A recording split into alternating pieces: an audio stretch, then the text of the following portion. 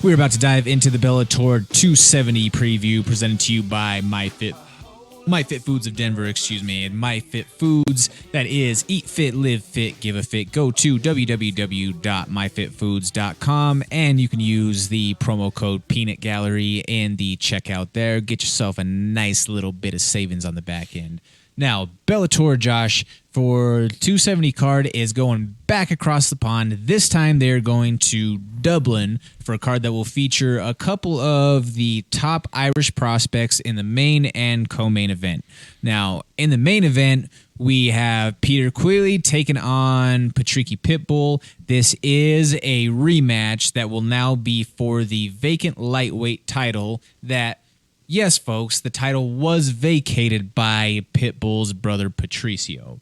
What do you think here, Josh?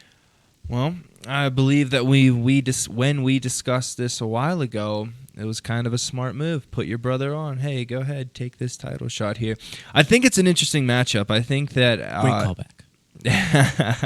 I think that Peter Queeley is gonna put up a tough fight for Patricki, but we're gonna see how this plays out. I'm interested to see how Peter deals with the pressure. Certainly, and you know the thing is we might, and I hate to put the jinx on it, but this might be a snooze fest toward the end. You know, and it could very well be. And I say it just from this standpoint. In the first fight, you were starting to see Patricki. He was starting to fade.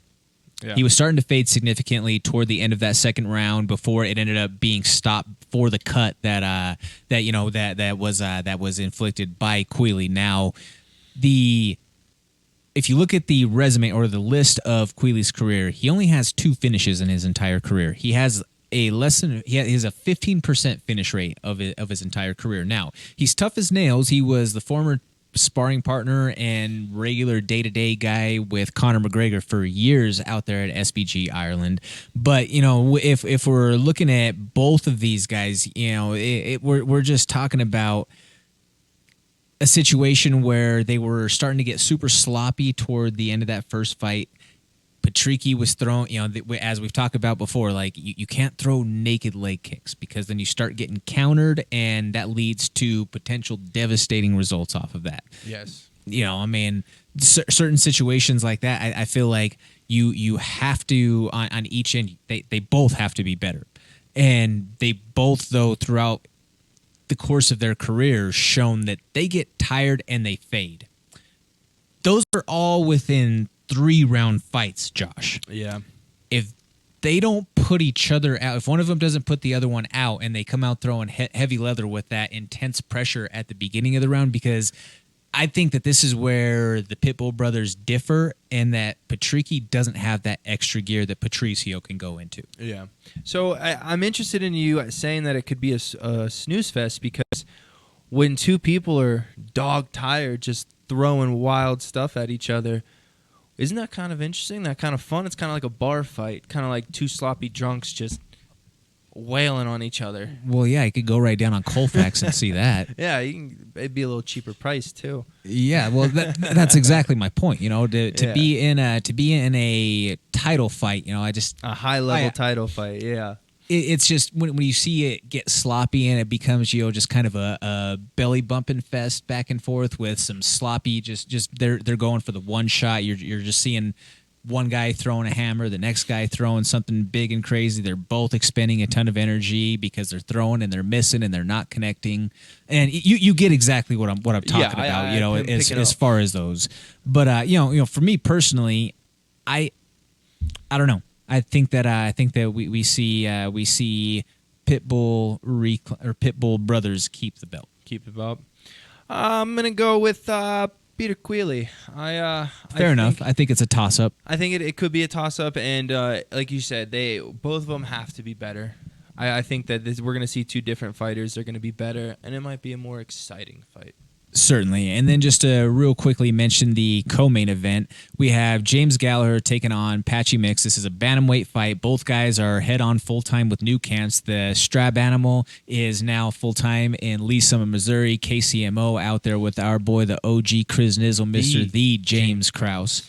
And, you know, you have Patchy Mix, who's made the move from Jackson Wink up to Extreme Couture. They're both bantamweights, Josh, but Patchy Mix is a big bantamweight. That's a big boy, yeah. And this fight is, if you were ever going to watch Bellator, this is a fight you definitely want to tune in for, because this one is going to be a scrap. Patchy Mix and James Gallagher are both high-level athletes, and like you said, they got new camps. Gallagher's out with the James Krause. He's going to be tremendous as a fighter now, stepping in the cage after training with him. And then Patchy Mix has always been a high-level talent. Now out in Las Vegas, he's going to be a different level fighter as well. Agreed. You know, but I feel like that as far as the recipe in terms of the game plan for the fight, what we need to see from Gallagher is he needs to frustrate Patchy Mix the way that Juan Archuleta did. He needs to use his speed to his advantage. He needs to use that Krause striking system that is full of trap setting and creating those striking angles to where he can get in and get out. Because if he lets Patchy get on top and hold him down, it might be a really tough night, Josh, for him. It could be a long Who's night. your pick? My pick going into this, this is tough. I'm going to go Patchy. You're running with Patchy? I'm going to run with Patchy. Okay. Don't want to go against the Krause. I don't want to go against Glory, but devil's advocate, Patchy. Well, here's a little bit of MMA math for you, folks. So you know how how numbers work. You know, they have one common opponent in Ricky Bandejas. Ricky Bandejas is the guy to give Gallagher his only loss. And then also on the flip side, Patchy was able to submit Bandejas in the first round. But, you know, like I say, MMA math, right? Doesn't always work out that way. And that whole Bandejas beating Gallagher, that was a weird type of fight, I believe. Crazy matchup. It was a crazy matchup. I think it was a super necessary, humbling experience. That's what it was. That was the stumble that Gallagher needed in his career to go and make the moves to get better and everything. So yeah, MMA math doesn't always work out like that. Certainly. And so just for what's on record, I'm going to go on the opposite of you on this one. And I'm going to go with the strap animal on this one and go with James Gallagher. Yeah, little thick bitch, fine little mamacita. Always coolin' by the pool, drinking margaritas. Yeah, it's pippin' over here and we ain't trippin' over pesos. I know it's good now, but luego I can never show no love to a faker.